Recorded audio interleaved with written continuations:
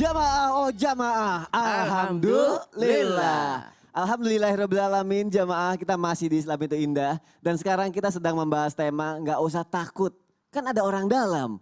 Nah, orang dalamnya seperti apa nih? Positif apa negatif? Pro kontra pasti ada. Tadi udah disentil dikit-dikit nih sama guru-guru kita. Pasti jamaah pada bertanya-tanya nih, emang boleh begini? Kok begitu? Kok begini?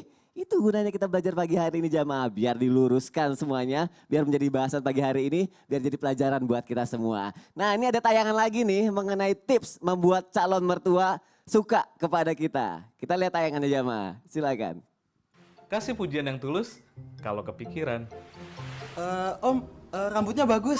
Loh, maksud kamu ubanan? Om, ganteng deh. Loh, kamu ini mau sama Nisa atau sama saya?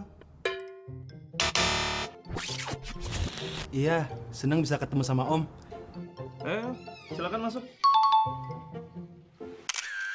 Nah ini biasa terjadi juga nih dalam kehidupan sehari-hari. Aku mau nanya sama Ustadz Syam, karena kita anak muda, milenial.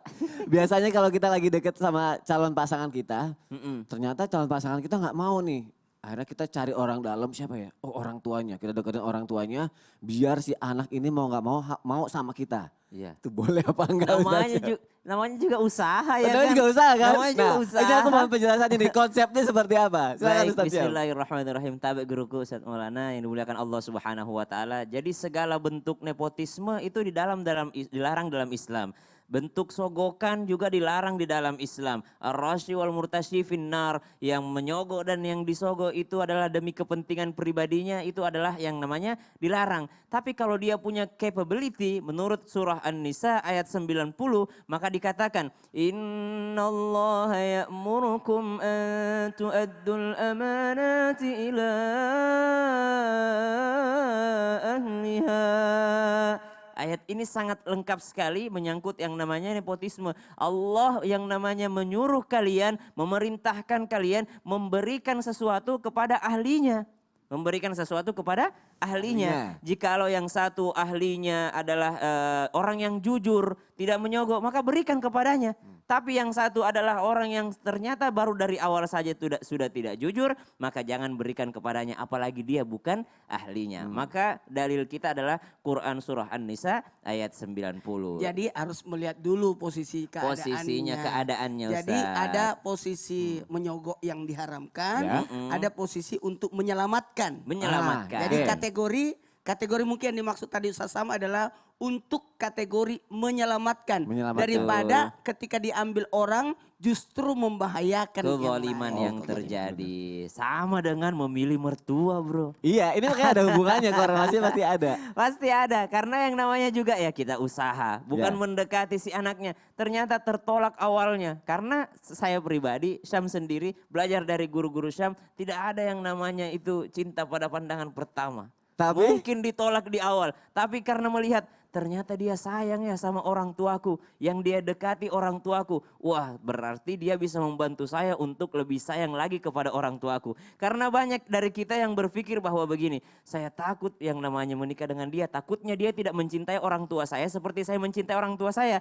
Nah, sedangkan ketika PDKT dia melakukan yang namanya menunjukkan bahwa dia dekat dengan mertuanya, calon mertuanya. Berarti ini adalah sesuatu bisa disebut dengan strategi. Masalah yang seperti ini sebenarnya menggunakan orang dalam, Rasulullah pun itu pernah dituduh.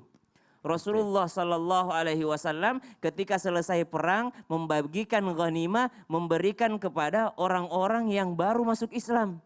Akhirnya kata sahabat-sahabat, ini gimana ya? Rasulullah tuh kenapa membagikannya lebih banyak kepada orang yang baru masuk Islam ya? Padahal ada sahabat yang dari awal berjuang, sama-sama hijrah ke Madinah, ada sahabat yang miskin, ada sahabat yang ini. Kok malah ghanimahnya, rampasan perangnya, kok diberikan kepada orang-orang baru? Ternyata kenapa alasan Rasulullah Sallallahu Alaihi Wasallam pas ditanya, ya Rasulullah kenapa demikian? Apa jawaban Rasulullah SAW? Bahkan ada yang langsung mengatakan, ya Muhammad i'dil, oh Muhammad berlaku adil lah. Kok nepotisme gitu? Kok diberikan kepada yang baru masuk Islam? Ada kok yang membantumu dari awal. Kenapa kau tidak adil dalam membaginya? Maka kata baginda Nabi SAW, jikalau bukan saya yang adil, siapa lagi yang mau adil? Siapa lagi yang mau adil kalau bukan aku yang adil. Maka ternyata Rasulullah SAW memberikan itu kepada orang yang masuk Islam. Karena kata Rasulullah, sahabatku yang dari awal menemaniku tidak ada lagi dunia di mata mereka. Aku kasih harta, tidak aku kasih harta, sama aja cintanya kepadaku. Tapi yang baru-baru masuk Islam ini harus diiming-imingi dulu. Harus diberikan dulu supaya dia tahu bahwa dia merasa diperhatikan olehku. Supaya dia tahu bahwa dia diperhatikan oleh agama ini. Maka Rasulullah sendiri pun pernah dituduh demikian. Maka ada sesuatu yang boleh kita lakukan selama itu dalam syariat Islam. Contoh misalnya mau mendekati calon mertua. Mertua ya. Cari dulu kesukaannya mertua. Kalau dulu mungkin martabak, sampai sekarang masih dipakai ya. Martabak tuh jurus abu dari zaman dulu sampai sekarang ya.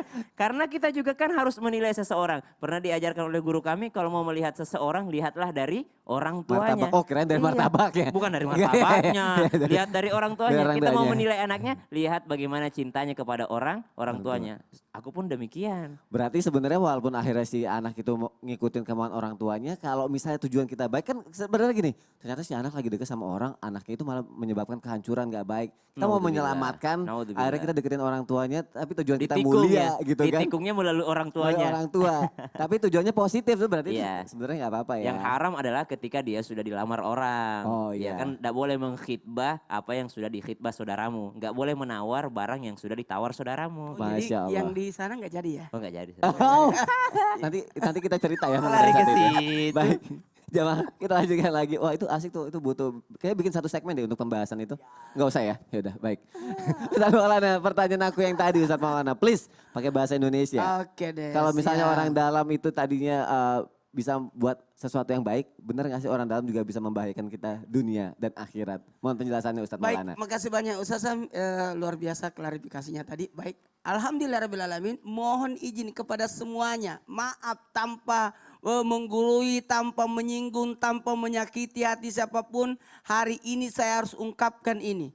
Bahwa ternyata ada juga orang dalam yang membahayakan. Siapa orang dalam yang membahayakan? Orang dalam yang sombong dan rakus. Ketika dia merasa ada orang dalam sehingga sewenang-wenang, saya kan ada orang ada dekengku, ada orang belakang, ada orang yang jagain saya, saya kenal sama pemilik perusahaan ini. Ya. Saya keluarga sama pemilik perusahaan ini sehingga dia berlaku sewenang-wenang. Datang ke kantor seenaknya, kerjaannya amburadul, tidak beres-beres. Karena merasa pekerjaanku pasti diterima. Makanya saya tidak mau kasih sekolah anakku di sekolah saya sendiri. Kenapa Ustaz? Bahaya. Bebas, terlalu bebas pasti. Nanti ranking 1 terus. Nanti dia tidak mau ke sekolah. Nanti dia malas, enggak. Carikan sekolah yang artinya yang orang-orang tidak kenal saya. Udahlah, artinya yang bisa normal aja kayak Cuma orang biasa. pertanyaannya satu Ustaz. Apa itu? Cari orang-orang yang tidak kenal Ustaz. Emang Bukan, ada nggak bukan kenal yang Ustaz? tidak kenal, yang artinya yang bisa, yang bisa ya itulah memperlakukan anak saya sama dengan anak-anak yang lain. Baik. Jangan dispesialkan, karena bahaya juga. Nanti timbul kerakusan dan kesombongan, sewenang-wenang ataupun menganggap semuanya. Ini bukan hanya membahayakan di dunia, juga membahayakan di akhir. Saya tidak nepotisme sama Sasam. Yes, Mentang-mentang sama suku. sama orang Tapi Bugis. sama-sama orang Bugis. Tidak. Sama-sama satu pesantren. Tidak. Karena dalam hal ini memang kapabilitas apa? Capability. Ya itu maksudnya. Capability. Ya itu maksudnya. Karena memang berdasarkan kemampuan. Ya. Nah, ini mohon maaf. Ini lihat dulu. Cuma yang membahayakan ada ibarat gini. Ketika orang itu senantiasa disanjung, sebenarnya engkau sudah memenggal lehernya. Maksudnya apa? Tidak mau jadi orang baik, tidak mau belajar lagi karena merasa aman. Dia berada di zona nyaman jatuhnya. Inilah yang membahayakan. Apalagi nih yang kedua. Kalau tadi orangnya apa tadi? Apa yang tadi? Orang sombong dan rakus. Ya. Yang kedua, yang membahayakan orang dalam itu ketika orang dalam itu orangnya malas dan bermasa bodoh. Udahlah. Gampang ini kok. Hancur udah semua kalau kayak gitu. Nggak bisa. Dia tidak memiliki 3 karakter yang Islam Tinda tim Islam Tinda harapkan. Ya. Apalagi? Ya Allah begitu indah ajaran Islam. Bukan, Islam itu indah, Islam itu Bukan indah. Islam itu indah. Ya. Yang pertama adalah kedisiplinan. Ya. Ya. Kemudian apalagi? semangat. Performa. Ah? Performa. Performa. Yang ketiga adalah Akhlak. akhlak. Ya. Jadi 3 ini. Ustadz Maulana nih lagi merimain nih karena udah mau 10 tahun Islam itu indah nih. Iya, Jadi kayaknya rasa-rasa Tinggal berapa hari lagi. Tinggal berapa hari ulang lagi? ulang sana yang dibilang tadi. Apa? Kedisiplinan. Kedisiplinan, Iya. performa, Performer. Yang ketiga semangat.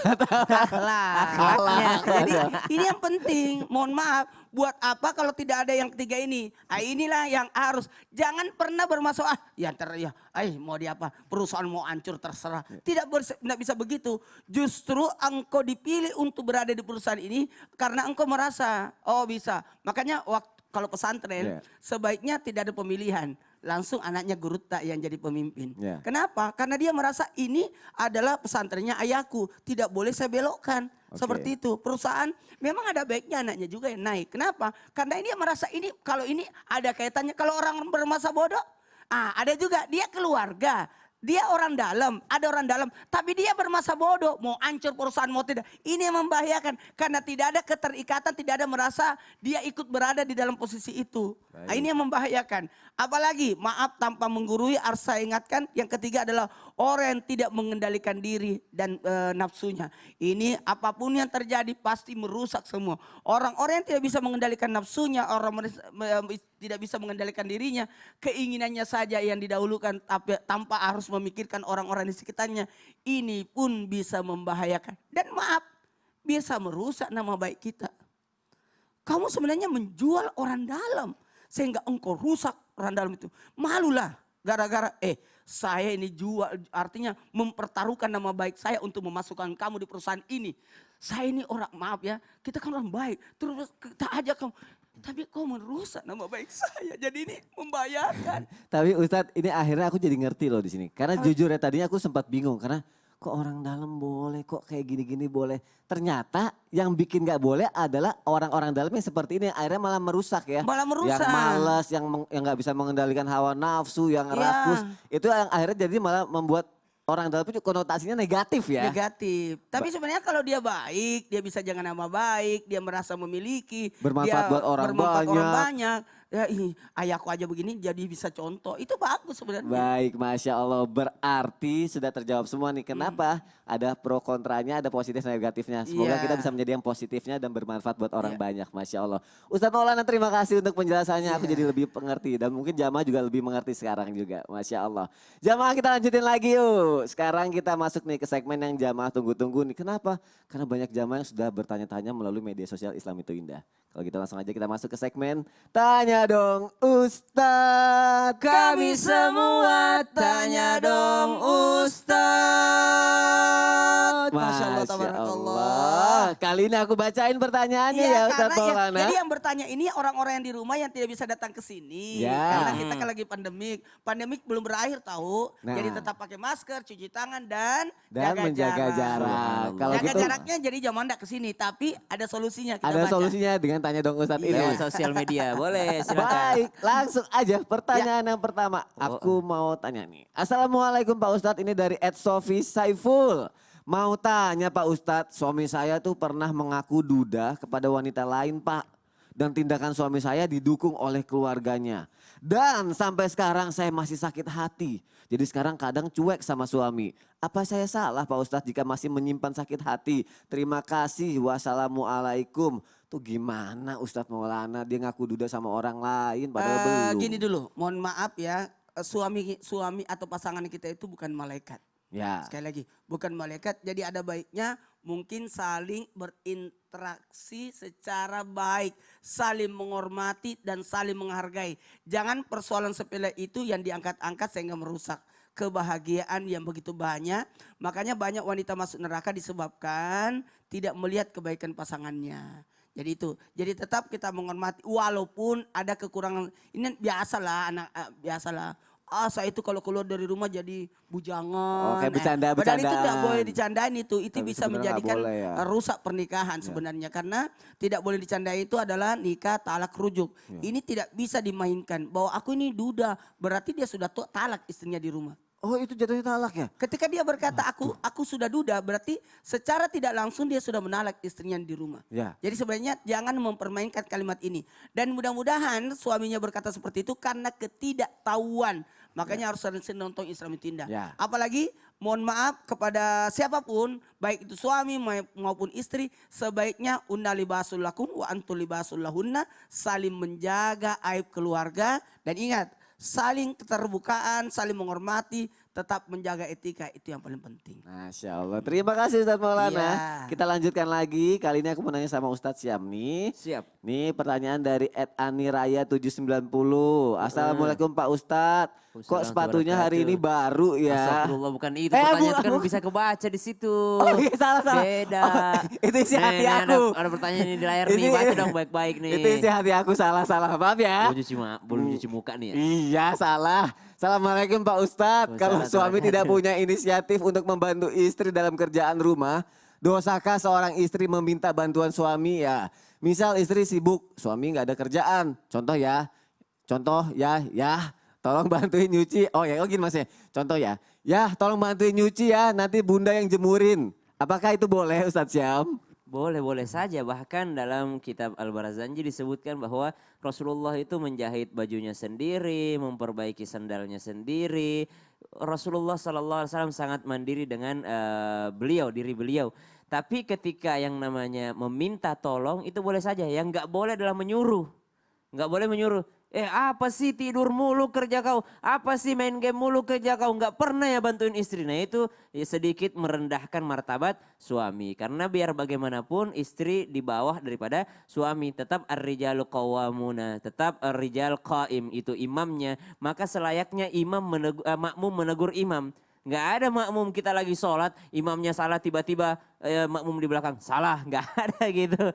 Kapan bisa ditegur imamnya? Kalau imamnya sudah lupa bacaannya. Qul huwallahu ahad, kul dia lupa, barulah makmum di belakang boleh mengingatkan huwallahu ahad. Ya, jadi kalau mengingatkan dalam hal yang namanya rumah tangga boleh saja. Yang nggak boleh kalau ngomelin karena derajatnya yang namanya lebih tinggi suami daripada istrinya. Boleh-boleh saja, bahkan suami tidak tahu diri kalau nggak bantu istrinya.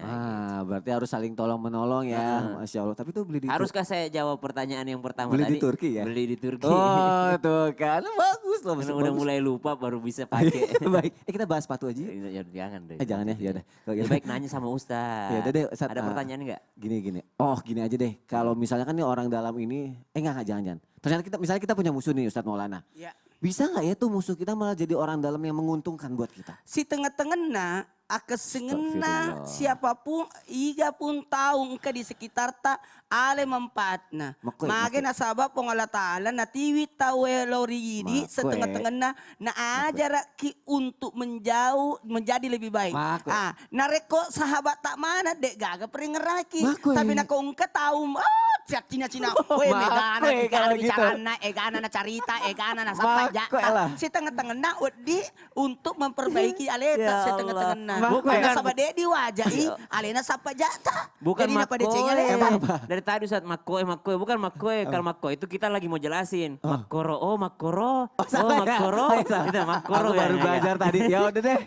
Gini aja deh. Kalau gitu, kalau mau tahu jawabannya tetap di Islam itu indah ya. Jangan kemana-mana. Jamaah. Alhamdulillah. Jadi si tengah-tengah ale ada cengen tahu. Ale tetap muka ada cengen petanya setan.